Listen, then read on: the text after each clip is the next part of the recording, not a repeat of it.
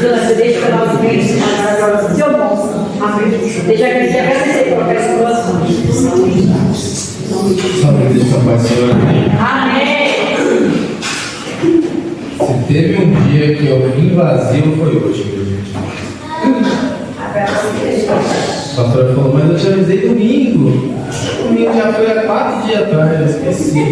Ela falou, ela esqueceu. Tá tudo certo. Levada não.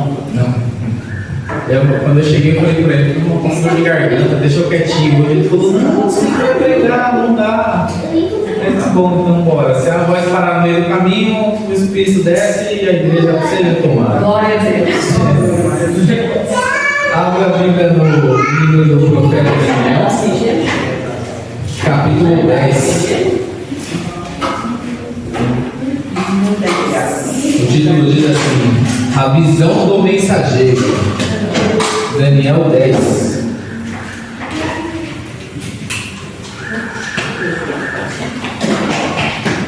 Pode encontrar? O texto diz assim: No terceiro ano do reinado de Ciro, rei da Pérsia, Daniel, também chamado de Beltesazar, teve outra visão. Ele entendeu que essa visão era verdadeira e se referia a certos acontecimentos que ocorreriam no futuro, tempos de guerra e de grande dificuldade.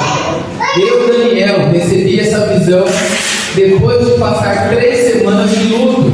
Durante todo esse tempo, não havia comido nada saboroso, não tinha provado nenhuma carne e nenhum vinho, e não tinha usado nenhuma poção perfumada, até passarem as 3 semanas. A igreja pode sentar. Em 23 de abril daquele ano, estava de pé, próximo ao grande rio Tigre. Levantei os olhos e vi um homem vestido de roupas de linho e um cinto de ouro puro. Seu corpo era semelhante a uma pedra preciosa. Seu rosto faiscava como relâmpagos e seus olhos eram como tochas acesas. Seus braços e seus pés brilhavam como bronze polido, e a sua voz era como o som de uma grande multidão. Somente eu, Daniel, tive essa visão. Os homens que estavam comigo não viram coisa alguma. De repente, porém, eles se encheram de terror e correram para se esconder. Assim fiquei ali sozinho, retive essa visão extraordinária. Perdi as forças e fiquei muito pálido e quase desfalecido. Então ouvi um homem falar e ao som de sua voz perdi os sentidos e fiquei ali estendido com o rosto no chão. Igreja, nessa passagem, quando Daniel ele recebe uma visão de Deus, o primeiro ponto importante daqui é que Daniel ele fala assim: eu estava de luto, não comi comidas saborosas nem bebida. Ou seja, Daniel ele estava de jejum. Essa passagem, quando Daniel ele está de jejum, Daniel ele faz um jejum de 21 dias. E após os 21 dias, o anjo ele vem entregar a revelação para Daniel. E aí ele diz assim: Daniel, no primeiro dia da sua oração, você já recebeu a resposta, mas o príncipe da Pérsia não deixou que eu passasse. Então chamei Gabriel, que me ajudou a guiar, e a resposta veio até você com essa visão extraordinária. Muitas das vezes queremos sentir algo de Deus, queremos ver algo de Deus, queremos ter visões, revelações e muitas coisas, mas não estamos posicionados. Quando Daniel ele fala: eu fui o único que vi, quem estava com ele? Provavelmente seus 3 amigos, Sadraque, Mesaque e Abednego. Não fala no texto, mas os 4 sempre andavam juntos. Mas quando Daniel ele recebe, quem Daniel ele fala que está de jejum? Ele. Então quem recebe a visão? Ele. Daniel, quando ele recebe a visão, ele está onde? Se sacrificando para Deus. A primeira pergunta que fica para a igreja é: você está cansado para vir para a igreja? Ou você está cansado de sacrificar a sua carne para servir a Deus? Eu sei que dói. E eu vou dizer para vocês Trabalhamos muito hoje. Eu voltei para casa falando com o Marcos, estou com muita dor de garganta, estou ruim. Cheguei na igreja e falei com o Adalberto, estou com dor de garganta, deixei eu quietinho aqui. Mas e aí? E se hoje fosse o meu último dia? E se hoje fosse a minha última oportunidade? Eu estou com dor ou eu estou disposto a servir ao Senhor? Será que amanhã eu vou ter voz para olhar para cima e falar: Deus, obrigado por mais um dia? Será que eu vou estar vivo amanhã? E Daniel me fala que quando ele recebe, ele ouve a voz, ele perde suas forças. Quem está com ele não entende aquele mistério e corre, sai de perto dele, abandona ele. Nessa hora não tem amigo, Daniel fica sozinho. Quando Daniel fica sozinho, o que acontece com ele? O anjo toca nele e fala: Daniel. E ele fica sem força nas pernas e cai de rosto no chão. E às vezes queremos receber as coisas de Deus, queremos ter visões, queremos ter revelações, queremos sentir a presença de Deus, mas estamos caídos. Agora veja bem, ele está ali perto do tigre, em jejum, pronto para receber, mas o que acontece com ele? Ele fraquejou, ele se prostrou, ele deitou. Deus fala com um caído? Não. Antes de Deus entregar para ele a revelação, a visão, o anjo chega para ele e fala: Daniel, põe-se de pé. E aí quando ele começa a se levantar, com as pernas tremendo, ele se põe em pé, o anjo ele dá a revelação para Daniel. O texto ele vai muito além disso. Ele fala dos 4 reinados que vão ser divididos, vão ser partidos, mas não é lá que eu quero chegar. É na posição que nós devemos estar diante de Deus. Muito nos leva para trás, nos leva para fora, nos leva para a carne. Pouco nos leva para o Espírito. Verdade. Mas a palavra nos diz que nós não conseguimos nem dizer que o Senhor é bom se não for através do Espírito. Mas quantas vezes estamos dispostos a sacrificar a nossa carne? Estamos dispostos a se levantar diante de Deus e dizer: eis-me aqui. Agora há pouco estava no caminho, a Bruna me mostrou um louvor novo de uma cantora, e no meio, e ela falou para mim: presta atenção no louvor. Eu ouvi uma mensagem de um cliente que me perturbou a mente, e ela falou: o que você achou? E eu estava viajando no problema do cliente. Então, poucas coisas nos mantêm na direção e muitas coisas nos mantêm fora. A qualquer passo, a qualquer tropeço, nós perdemos a visão do reino.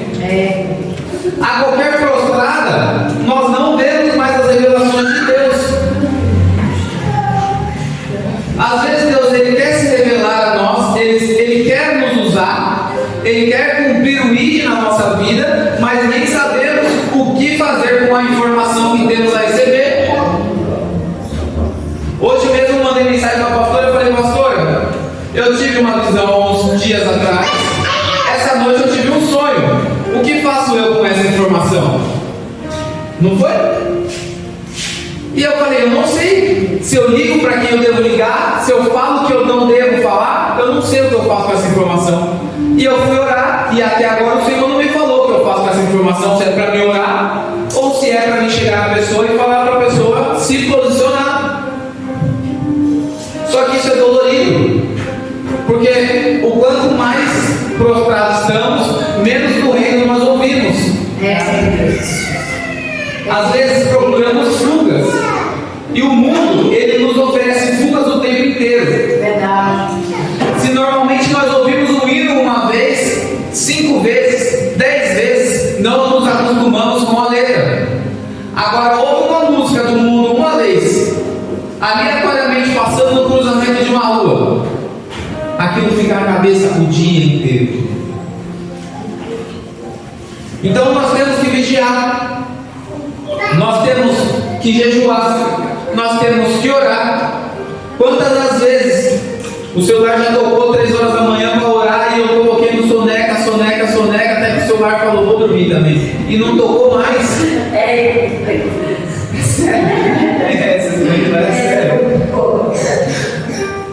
Tem hora que o celular fala: tá bom, não vou mais te acordar. Problema seu. Mas quantas das vezes também o Senhor já não viu eu me arrastando e indo até a beira da cama para orar deitado e no meio da oração dormir, porque o corpo não deixou, mas pelo menos eu fui. Já aconteceu de nós irmos no grupo que fazemos parte da mocidade, antes da festividade tínhamos os costumes de orar, fazer tipo uma campanha durante alguns dias antes. E eu me lembro que um dia minha cunhada foi até o final, mais ou menos onde o Adalberto estava, assim, na cadeira da secretaria, me chamar, porque eu ajoelhei para orar e dormi lá.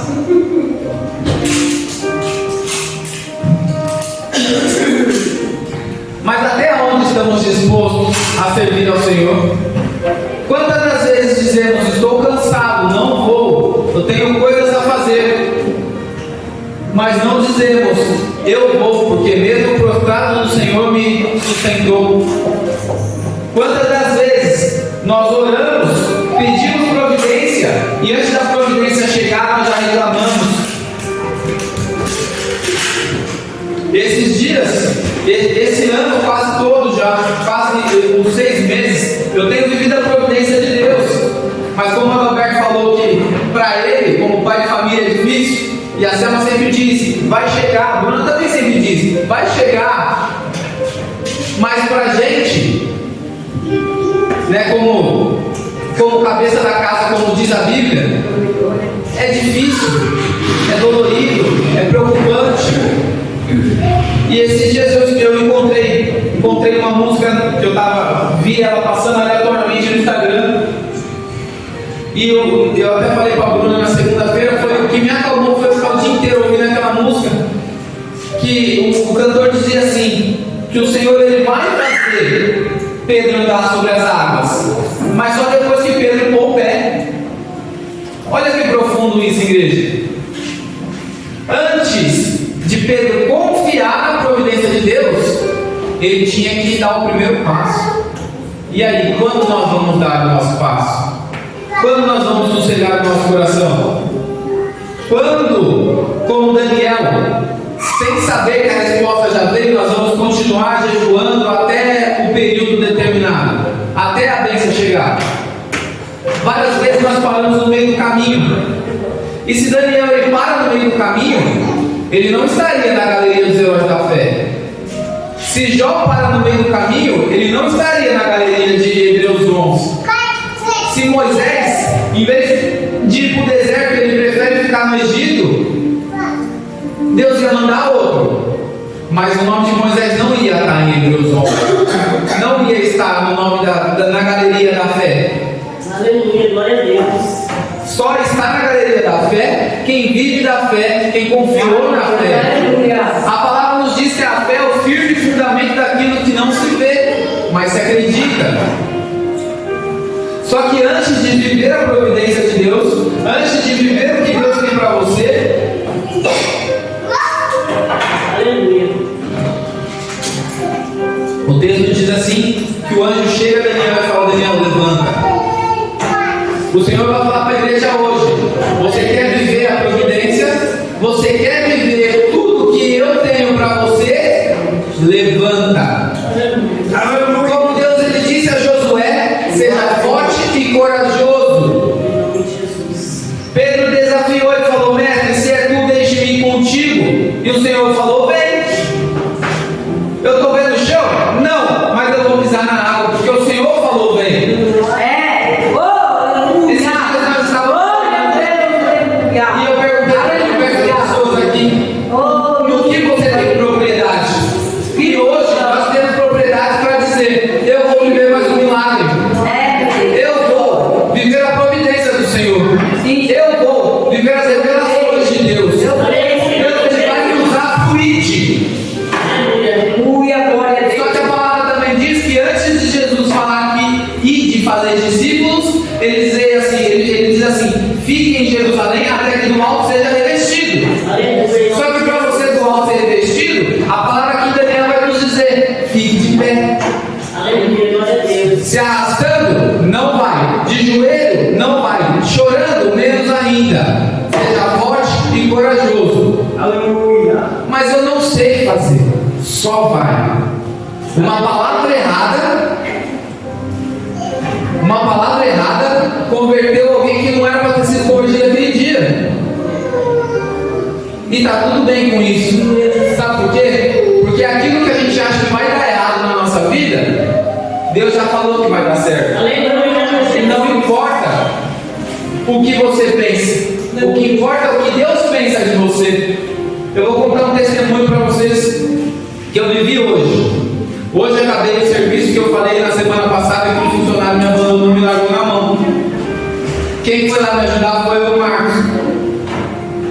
Hoje nós acabamos de colocar todas as placas. Eu olhei para o Marcos e falei assim: eu estou incrivelmente feliz disso estar pronto. Né? Não foi isso que eu falei? E aí falei para a Bruna, mandei mensagem para a Bruna e falei: ó, todas as placas foram colocadas.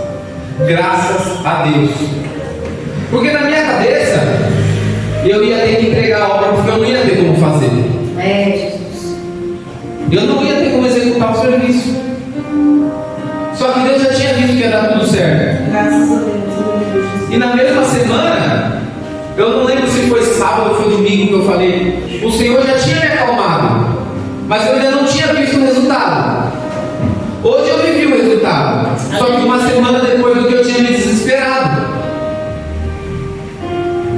E se de repente eu tivesse enlouquecido e falado para o homem assim: eu não consigo mais fazer sua obra, tchau, vou embora.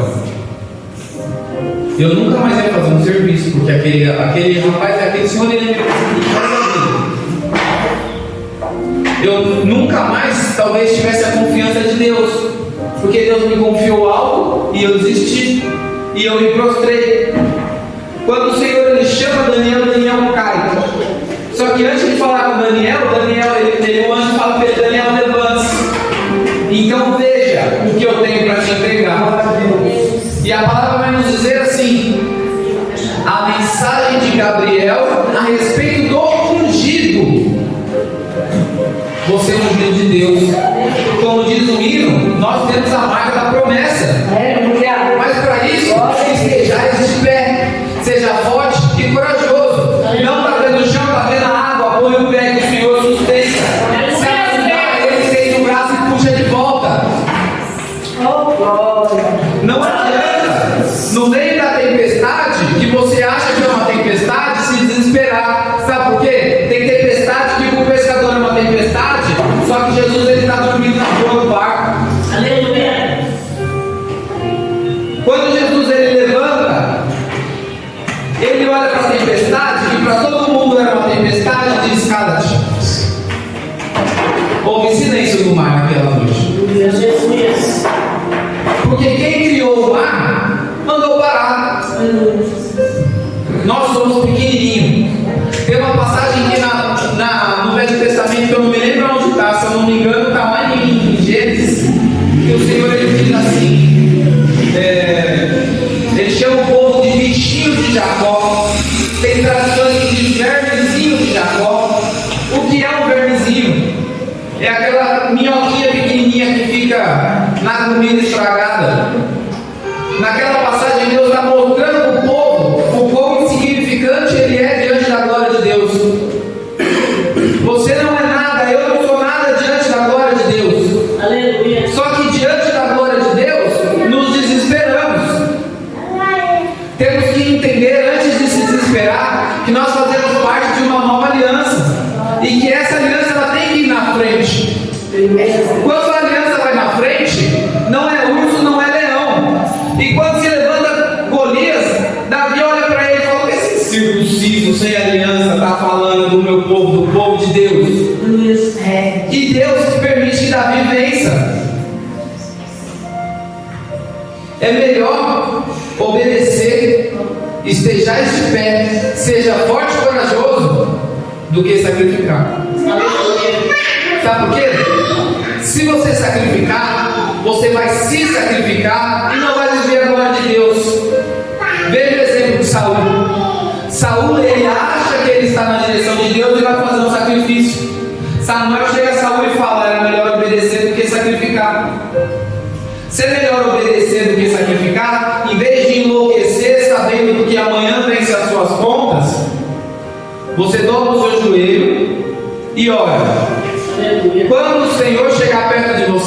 estejais de pé para fazer o que Deus manda você fazer. Glorificado em nome de Deus. Eu não tinha nada para hoje. O Adalberto falou assim: você que vai pregar, eu corri lá para cima, abri o celular e falei: Deus, e aí? Não dá. O pastor olhou para mim e falou: que não quer? Eu falei: indo nenhum, filho. Fica na sua aí, eu estou na minha aqui, deixa eu olhar aqui, ver se tem alguma coisa anotada. Porque não tinha, e não tinha mesmo. O celular está lá, eu estou aqui, eu não tinha nada preparado para hoje. E quando eu subi, o Senhor me lembrou dessa passagem. Glória a Deus. E me lembrou o quantas das vezes eu me sacrifiquei, eu pensei em parar, eu quis desistir. Hoje no caminho eu recebi uma ameaça.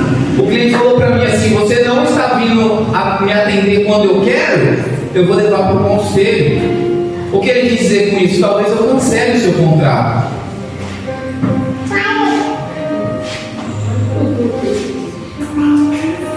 Talvez doa no bolso, e vai doer com certeza.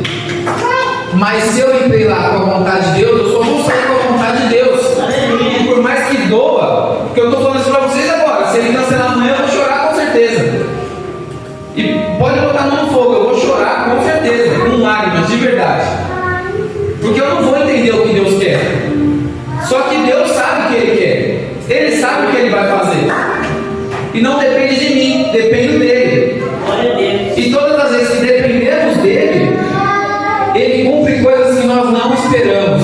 Aleluia. Na segunda-feira, o Alberto contou do testemunho da tampa da caixa d'água. Dependia de você? Não dependia, né? Eu achei incrível. O Marcos me resumiu hoje de novo o entendido. E eu falei: caramba, né? Até parece que era para ela. Mas não é que até parece, era. Sabe por quê? Porque Deus estava vendo lá atrás que hoje ela não ia ter a condição de comprar uma tampa. Ou se tivesse, ia ter que tirar de outro recurso. E Deus falou assim: tem um espaço aí no quintal, deixa a tampa na caixa d'água aí. Não está incomodando ninguém. Quando incomodava, Deus fazia o quê? Fazia esquecer de jogar fora. Foi esse o resumo do testemunho, não foi? Quando incomodava, Deus fazia esquecer. Não esquece. Tem outras coisas para você se preocupar. Esquece isso aí, que isso aí vai. Eu tenho uma provisão para isso daí. Quando a gente vê o texto de José no Egito, Deus ele dá uma revelação para José e José se põe de pé. Ele não entende, mas ele corre e conta. O Senhor me mostrou em sonho que os feixes de milho se dobravam, que as estrelas, a lua e o sol se dobravam diante de mim. E ninguém entendeu nada, inclusive José. Mas Deus já tinha um plano com José no Egito. José, ele passa por uma cisterna, jogam ele no buraco, depois tiram ele do buraco e falam que ele morreu. Depois de falar que ele morreu, vendem ele para mercadores. Os mercadores, eles param no Egito. No Egito ele vai para Potifar, a mulher de Potifar tenta José. Sabe o que era aquela tentação? Era Deus falando: ainda não é na casa do general que eu te quero. Eu te quero lá no palácio. Vai para a cadeia um pouquinho. E aí José chega lá na cadeia e faz o quê? Ele faz o que Deus quer. Por quê? Porque aonde o ungido de Deus chega, tudo se curva diante dele. Pode parecer que vai dar errado, mas a palavra diz o quê? Que José governou dentro da cadeia. Ele reclamou? Ele murmurou? Não, ele esteve de pé. Ele não tinha ouvido isso ainda, mas ele foi forte e corajoso. Quando ele chegou, ele coordenou a cadeia e tudo que José colocava a mão prosperava. Porque ele dependia dele? Não, ele dependia de Deus. E aí quando o rei do Egito, ele tem um sonho, alguém se lembra de José, José é colocado diante dele, e naquele tempo, quem não agradasse o rei morria, era decapitado, tinha pena de morte. José, ele fala o que vem na cabeça. E o que vem na cabeça? O que o Espírito Santo guia ele. A palavra vai nos dizer que é o Espírito Santo? Não. A palavra vai nos dizer que foi o Senhor que inspirou ele? Não. Mas ele, quando ele diz para o rei, o faraó, o seu sonho significa isso. O que ele estava pondo à prova? O que o Senhor colocou dentro dele. função que o Senhor colocou nele. Ele estava exercendo aquele dom que o Senhor deu para ele. Só que Deus não falou para ele que ele tinha um dom. Deus só colocou ele para marchar, só colocou ele para fazer. Ele fala do seu dom, e aí o Senhor fala assim: você fez o que eu queria até aqui, agora toma o que você quer. Toma o que vai ser para você, o que você quer não, o que vai ser para você. E coloca José de governador do Egito. Quem administra tudo aquilo? José. Como o quê? Como a revelação que o Senhor deu para ele 14 anos atrás. Então, em toda a Bíblia, o Senhor vai nos dizer: seja forte e corajoso. Só que antes, esteja de pé. Não esteja rastejando, não esteja reclamando. Antes de chegar e falar: eu estou cansado para ir para a igreja. Esteja cansado de não ir para a igreja. Esteja cansado de não falar com Deus. Esteja cansado de não levantar de madrugada para orar. Segunda-feira eu tinha planos. E a Bruna me forçou a vir para a oração, porque tinha ensaio. Com todo amor, né, amor? Ela faz rico, né? Vou ser sincero. A Bruna falou assim: não, tem ensaio, tem que ir. Eu falei: não, mas eu tenho outras coisas. Não, tem que ir. Então vamos. Só que naquela oportunidade, o que eu aproveitei e fiz? Eu orei. E quando eu orei, na terça-feira, Deus me deu mais uma provisão que eu estava esperando. E na quarta-feira, foi mais uma provisão que eu estava esperando. Mas se naquele dia eu tivesse ficado em casa, eu também não teria feito o que eu teria que fazer. Porque não era lá que o Senhor me queria. Era aqui. Então esteja aonde o Senhor quer que você esteja. Eu não sei. Se você não sabe, primeiro faça o seguinte: se levante de onde você caiu. Se levante de onde você parou. Coloque a mão na cabeça e diga: Deus, o que o Senhor quer que eu faça daqui em diante? Eis-me aqui. O Senhor, Ele vai responder com certeza. O Senhor vai te levar exatamente aonde o seu dom vai ser bem exercido. Porque foi para lá que Ele designou você. Se o seu dom é ficar na porta, você vai ser bem servido na porta, porque é lá que o Senhor quis você. Mas se preocupe em querer estar onde Deus quer que você esteja. E se tudo está dando errado, não está dando errado. Você só está indo na direção que o Senhor quer que você vá. Eu parei por aqui, igreja, porque não tem mais nada para sair. Só esteja na direção que o Senhor quer que você esteja. E quando você não vê o chão,